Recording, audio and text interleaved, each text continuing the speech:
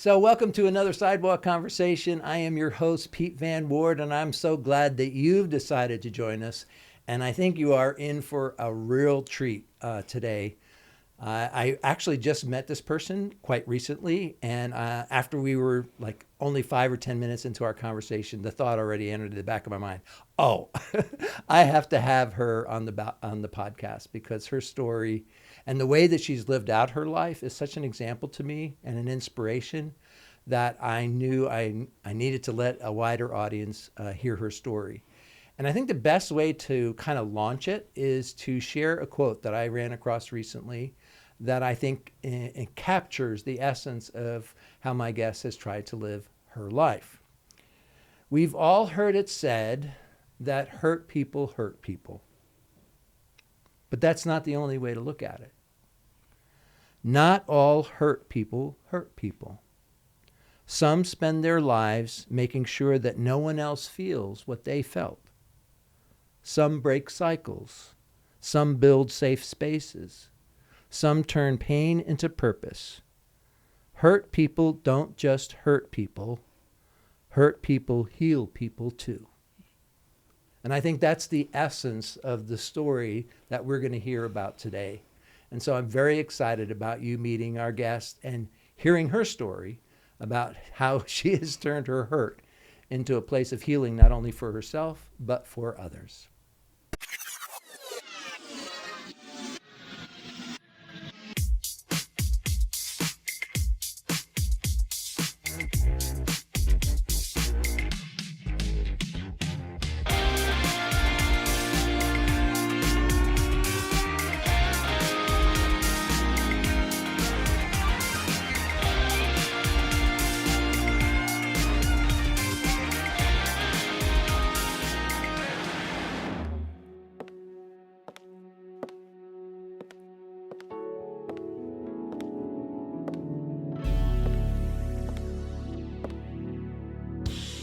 So before I introduce my guest, I want to say a thank you to our sponsor.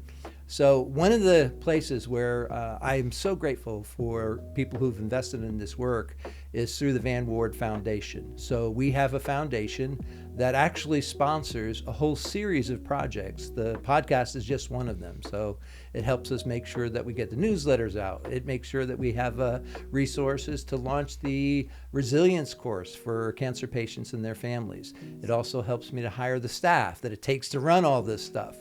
And so every month we have people who support the foundation through the Patreon page. And I just want to say a public thank you to those who are so faithful about supporting the work through Patreon. If you have interest in that, we will note also that page in the notes below. But just let me say up front, thank you to those of you who are already faithful in doing that month in and month out. We couldn't do this without you.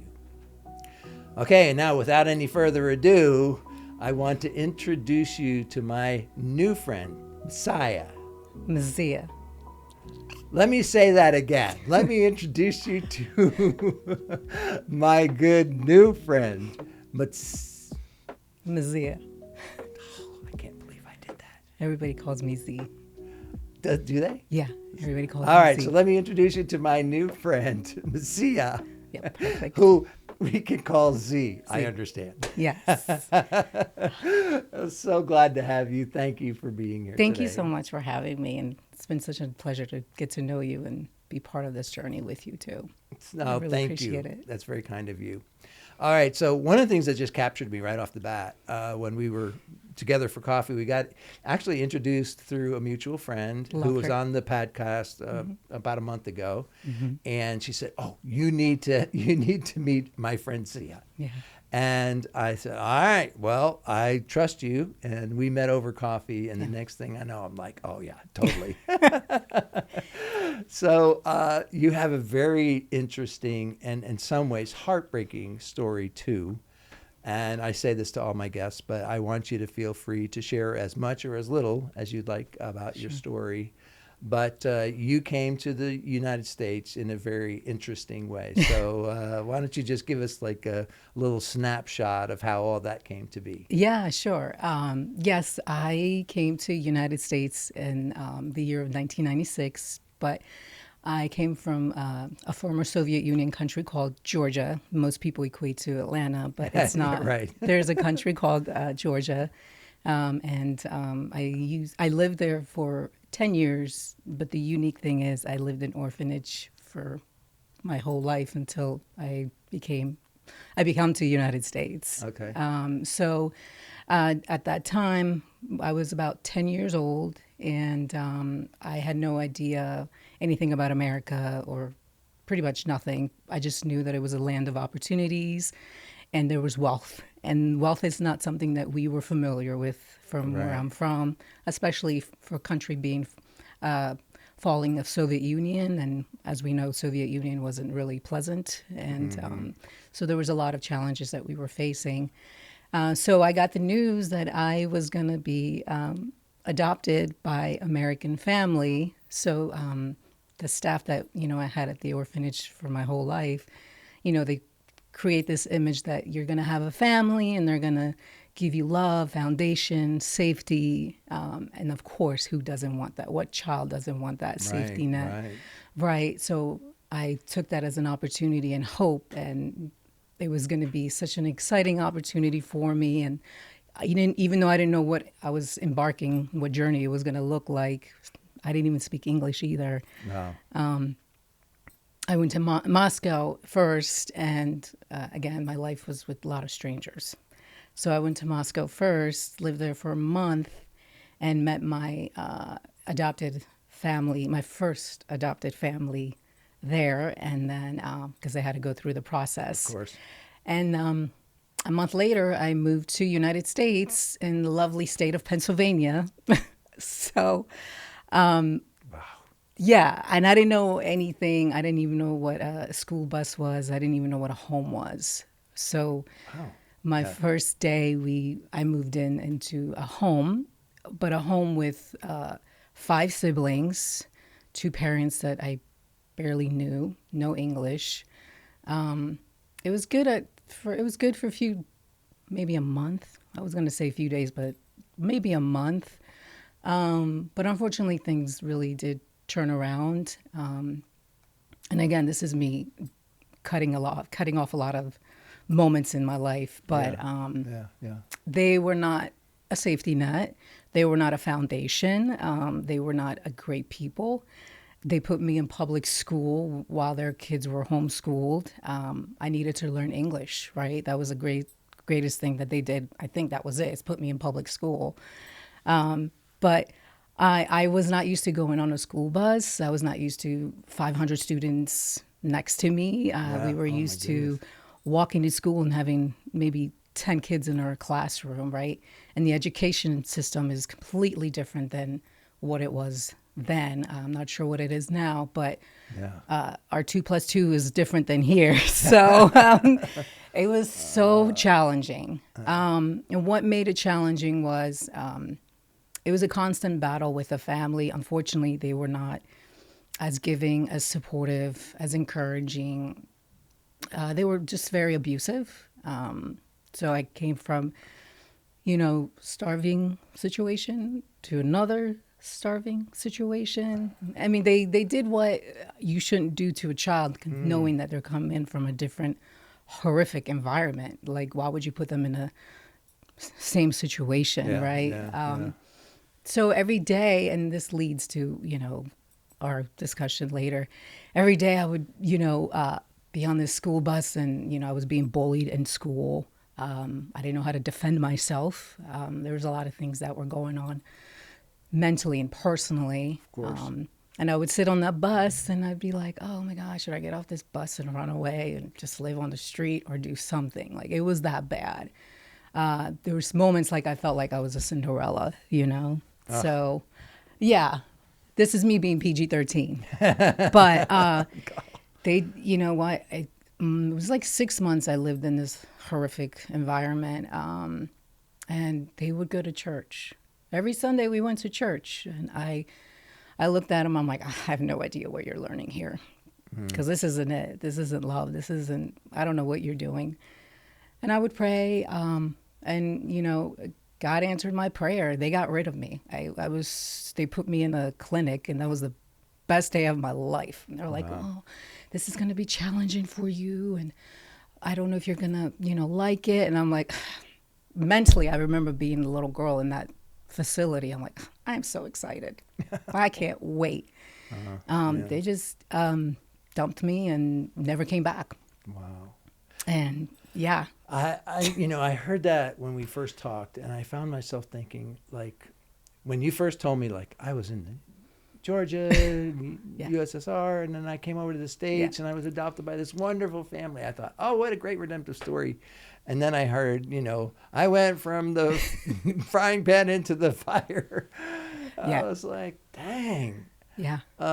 So I know there's other parts of the story that I want to get into, but I just want to hit a pause button right there because, like, what were some of the survival tools that enabled you to somehow maintain and maybe you didn't in all the ways that I think you did, but maintain some semblance of sanity in all of that? I did when I was in orphanage. I did learn. I had community there, and I learned how to be a good person and how to have hope, and that was still installed in us, even though our environment wasn't what your ideal situation is. But we remained humble. I don't think that was the word I would have used when I was little. Right. But faith really, really, really played a crucial part. I remember, little girl, the first thing I was taught was to pray. I didn't know much about scripture or Bible at that time. And we were taught the safety thing to do to help you guide is to pray. So I would pray. Like, that was the only thing that I can control, literally, in my life was talk to God. Whoever Jesus was at that moment, I knew of him. I just didn't know the in-depth of until now, right? Yeah. I just really use that as a mindset and the communication gateway to just talk to him and pray. That was really. So was it a Christian orphanage that you were a part of, or it was Orthodox. Okay. So we would go to Orthodox church. Gotcha. So it's a different than Christianity, but we didn't have church in our facility. We would walk to the church. Okay. So we would light up a candle and pray and hold hands, and all the we things, had good. Even though the environment wasn't ideal, we had a really good community, and I learned that kindness, and that stayed with me. Wow. That just stayed with me. It's like one of those scriptures where you read that, raise a child in the way they should go and they will not depart from it. So some of those early values that were instilled in you, even though, like you said, the environment itself was probably not ideal, but there were some things that you learned there that served you well, even when you left. To prepare me. Yeah. All right. So then you got to the States. You were in a very abusive situation. Yeah. You got out of that. You went into the clinic. And then, if I remember right, there was another family that kind of stepped in. Yeah. So talk to us about that. So I wanted to have point out a pivotal moment in my life, too, that I was asked before I had the second family. I remember being in clinic, and I was 10 years old. I was asked if I wanted to go back to my country or stay in the United States. Yeah, okay. What 10-year-old is asked to make that biggest decision of their life? I mean, your life is already in chaos. Yeah. So I remember, I'm like, well, what would I go back to? And they said, well, you would go back to the same system, but here we can try to find you another family. And here I still had hope to find another family. So I said, well, let's do it. Yeah. So I went to a few clinics, and then went through foster homes, and they were awful. Luckily, they gave me an opportunity to choose a family that I want to choose based on the environment that I came from. So I met the Weber family, and I chose them because the first thing that they did was, it was a conscious thing. They took me out to eat. So I knew I was never going to starve again. Huh. I knew that. So I knew that was my safety. Okay. So I chose the Weber family, and they lived in New Jersey. Okay. So I was 12 years old when I met the Weber family. So about a year and a half or two, I was in systems and foster homes, and I met them, and everything was great at first. They adopted me and they took me to Disney World and, gave me everything that I never had. And unfortunately, they were both broken and disabled, and my world turned upside down again. And I became their caregiver at age about 13 to 14. And since I was 22, I was their caregiver. And my mom unfortunately passed away when I was 18, and my dad, well, as you know, I took him off life support at age 22. So I had family for a very short time, and unfortunately they were abusive and Needy and they needed me. And even though they provided a roof over my head, doesn't mean they were the greatest. I mean, there were some good moments, but and I'm going to remember that and cherish those good moments because that's forgiving. Yeah. But I don't think it was a great environment either. Yeah. So. Now, you kind of just went over that, and I don't want to, again, if you don't feel comfortable No, talking you're about it, good. please do. No. But you were in a situation where you were their caregiver. Mm-hmm. You lost your adoptive mom. Yeah. And then you were primarily caring for your dad, who was also disabled He was disabled. and and sickly, to the point Yes. where when you were 22, he's in the hospital, and you're the Yes. only one who can make a decision. It was me, my aunt, and my cousin. It was his side of the family. And Okay. since I was his next to kin, there was just a lot of medical issues and conditions that he had for years. And, it was a really, really tough decision. And it came down to me, what I wanted to do. And I remember he said I never wanted to live on life support or trachea or anything. And I give him that wish, know. Yeah. Still, I mean, it's just crazy hard. Yeah. I mean, it's something I had to grapple with and just heal and forgive myself. It took me, it took me years. It's not something that's, easy decision. No, of course not. You Yeah. have a life in your hand, right? Yeah. So, it was a hard decision. But, my aunt and my cousin at that, he was really, we were all in it together, essentially, too. Yeah.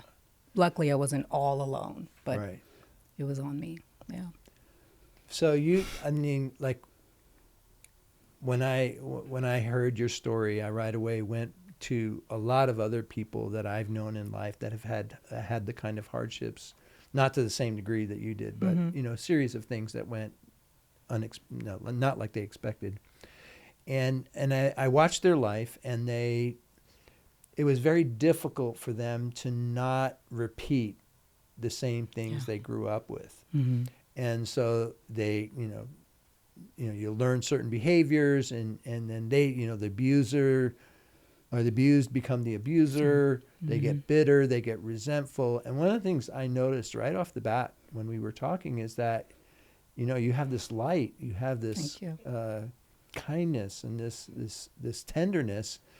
And I marveled at it, and I was wondering, how did you avoid the bitter, resentful, hard, I get out of this situation, I go into this bad situation, and then I go into another worse situation. It would just seem like that progression would lead you to a place, a really dark place, but you didn't go there. So what would you attribute that to? Yeah, I think there was a lot of factors. One, God really blessed me with amazing friends, and even from clinic to high school to middle school or high school, I still have those friends. And they were my family.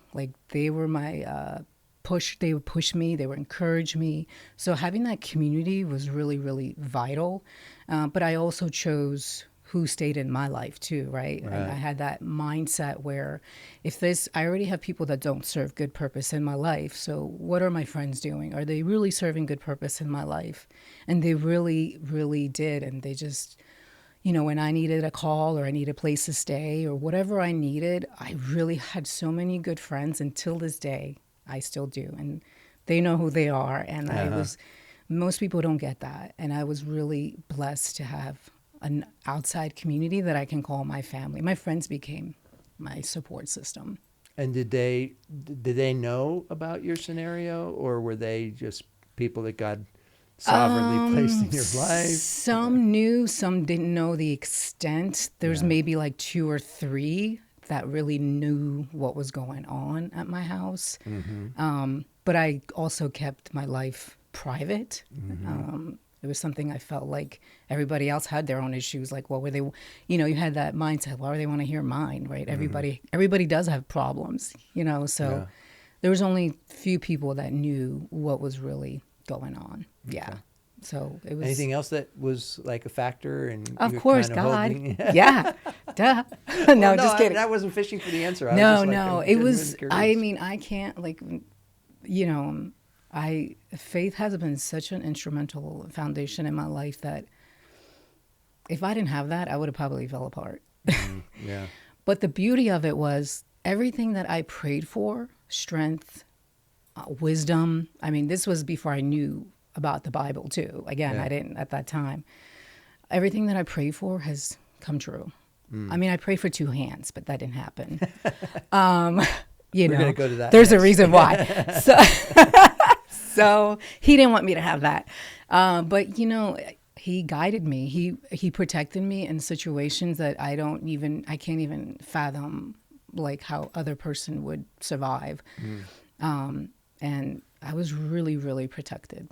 I feel it, and I have a little pocketbook of God experiences. I wrote everything down, and now I look back, and it's a really overwhelming feeling of, reading Esther and now understanding Ruth and chosen, right? And I would tell myself, I'm like, okay, you know what? If I'm going to go through all this has to be a reason why he's putting me through all this.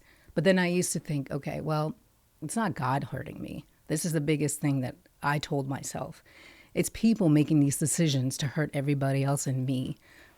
And I'm not mad at God. I'm disappointed in people in my life, but I'm not mad at him.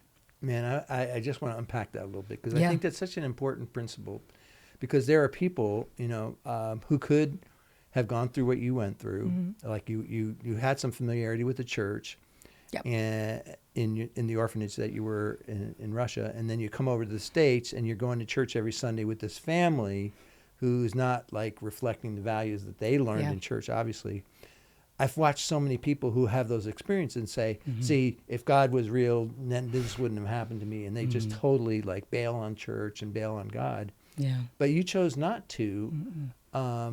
And I think the key is like what you just said, that you have to be able to make a distinction between who God is and who people are. The people are broken, and even people who go to church are broken, and it seems like that's something you did pretty young. Yes. Yes. Like age pretty much 10, probably. Yeah. That's amazing. Especially after my first family. And I just told myself, people make decisions. People have a choice to make a decision to hurt me and to hurt others or whatever. I didn't understand the brokenness at that time because I didn't know what that meant to me. Even though I lived in an orphanage, doesn't mean I felt I was broken. So I just felt like people have the ability to make a decision. They have a conscience, just like I do, to make a decision. So if we're going to go to church and, to me, if we're going to go to church and really apply those love language that we were taught through the scriptures, why not? Yeah. So that's when I was like, oh, I don't know what you were learning because I'm learning something. I don't know what you're learning, So I just really set my mind that, people make decisions. People dictate and, control others people's lives. And I was like, you know what? I'm not going to let that ruin my life and my heart. Yeah. I really had that mindset. Like, Yeah, it's way great. to go. Yeah. Thank you. So you also have another complication with your life where you have a disability. I don't even know if you want to call it that, right? I don't even consider myself physically disabled, but I get it to the standard of most people in society. They have So you mostly were born with just one arm. Yes, I was born with one arm. Yes. And again, you took that Yes. and you decided, I'm not going to turn that into a complaint. No, I mean, it wasn't easy. No, no, it's not.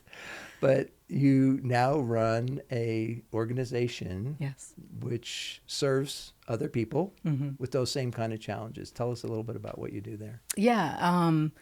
So just going back a little bit, Please. with my being born with one arm, it was challenging, dealing with society and bullying and parents and everything. And people would mock me pretending they had one arm. So imagine the tragedy of dealing with that. I put myself through sports. So I was like, well, I'm not a degenerate. So I'm going to show I'm stubborn. So I don't let people tell me what they think I am. I'm going to go prove myself. Yeah. So that's when the confidence little boost started. When I used to play sports, I started running. So fitness and sports became my foundation and like a way to heal, turn my insecurities into something that's a strength. Yeah. We just do it differently. Yeah. So with that, I used to serve in leadership roles, and I did a lot of philanthropy work. And I was like, okay, well, I'm tired of working for corporate world. Yeah, I have one arm. Okay, well, what can I do, right? So I scale it down. I was like, obviously, fitness, right? I wanted to, like you said earlier, provide a safe space for people with physical disabilities, and give them that hope, support, whatever they need mentally and physically, and create adaptive fitness programs. So that's when 2 years ago I started REIZ Adaptive Fitness. Essentially taking my leadership skills, leading these individuals with adaptive fitness programs free. Free. It's free. Yeah. All right. Now, Free. again, I'm just amazing you all the time. You are. So just I'm kidding. reliving our coffee. So Yes. every time you unpack something else, I'm like, what?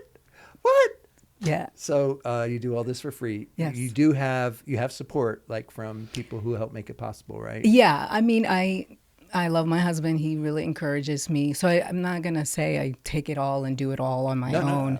No. My husband encourages me to start this foundation, but I do have donations and partnerships that somewhat pays for the revenue that's come in. It's not what it's supposed to be, but I have. I can relate. I know. It's tough. It's especially nonprofit world, right? Yeah. I do have a little bit of support. It's I make it work until maybe God just blessed me with a generous donation. I don't even know if I told you.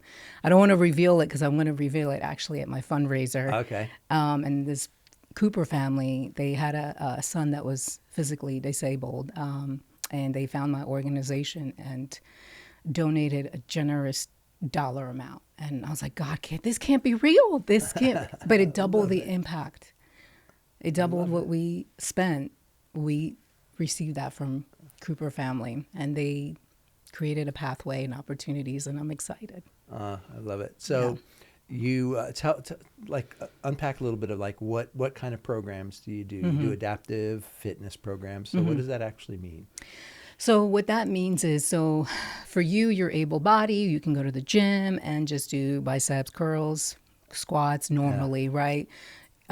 Whereas person with a disability, typically if they're coming out of physical trauma, meaning a car accident, spinal cord injury, TBI, a critical diagnosis that neurological causes neurological damage to your muscles or your spine. It can vary.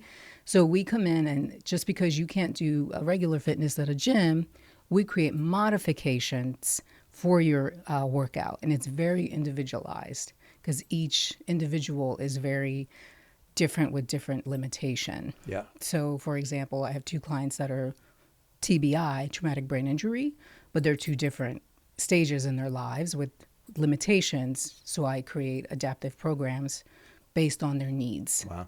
What they need. And do you like have your own gym, or do you rent space out in a gym? How does that work? I do rent a space with RI Physical Therapy, which I really want to thank them. They're great.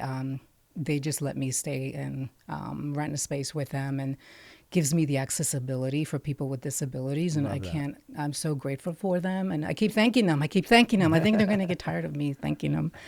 So I do rent space. It is at the crossover in Cedar Park. I picked that location because it's so close to like Austin, 20 Yeah. minutes, 20 minutes from Round Rock, 20 minutes from Georgetown. Yeah. It's so central. So I like that location. But yeah, I do partner with RRI Physical Therapy. So they're wonderful. Yeah. Well, I just commend you again for, taking what, the part of the scripture that keeps coming to mind for me as I hear your story is, Joseph's story, where he experienced one heartache after another, ended up in prison for things he didn't do, and then he meets his brothers who had, sold him out to slavery. Yeah, I remember. Yeah. And, his brothers are all like ashamed of what they did. And they're afraid to meet him. Yeah. And then Joseph's statement is, look, what you meant for evil, Yeah. God turned to good. Yeah. And, in his situation, it was very much like a mental thing he had to do, because he could have also gotten bitter and resentful. And when I heard your story, I was like, this is what she's doing. She's like, allowing what the world and broken people and even her own, like how she came into the world, it's like, I'm not going to let any of that define me. I'm going to use those things and those situations as learning experiences, and I'm going to trust that God can use it for good. And I just commend you for it. Thank I think you. It's just so beautiful. Thank you. So how can people find out more about what you're doing? Like, you have this fundraiser coming, right? Yes. Tell us Yes. about I would it. love that. I'm everywhere. Facebook, LinkedIn, Instagram. I just don't do TikTok. Or they can go to www.reizadaptivefitness.com. By the way, it's REIZ, REIZ. It stands for Resilience, Empowerment, Inclusivity, and Z, because everybody calls me Z. There you go. So That's where I should have started. Just call you Z. Z. Everybody calls me Z. We practiced it before. I know. It's just okay. Like, But they can go on my website Yeah. or social media platforms. And I use social media platforms just as a storytelling, what we're doing with our clients. And then the fundraiser is October 11th at Red Barrel Room, it's at Red Horn Barrel Room, Cedar Park. See, I had to think about my brain. It's at 10:30 till 2:30, and I love Amy Hooper. She's going to be your musician. So we have Awesome. raffles and program that we're going to talk about and share testimonies from our clients and just everybody to see what we're doing. Nice. And so, yeah, please. October 11th in Cedar Park. And Cedar Park, Red Horn Barrel Room. All right. Starts at 10:30, and I know UT game is so important, so we'll be finishing before the UT game starts. Okay. So, yeah, I would love anybody, whoever was watching the show, to join, and it's free admission. The only thing they'll have to do is buy the raffle tickets. I do ask for you to buy the raffle tickets.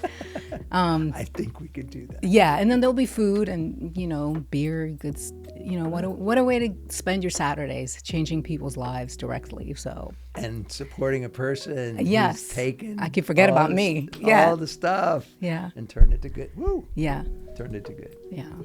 It's good to It's so great to meet you. Thank and It's so you. great to hear your story again. Thank you for being willing to come on the course. podcast. And I hope that this generates a whole new level of interest in what you're doing. Yeah, I really appreciate you having me. Thank you. All right. And thank you for joining us. I'm sure that you were inspired in the same way that I was with hearing Z's story. She is really one of those people that makes you believe there's still a lot of good in the world.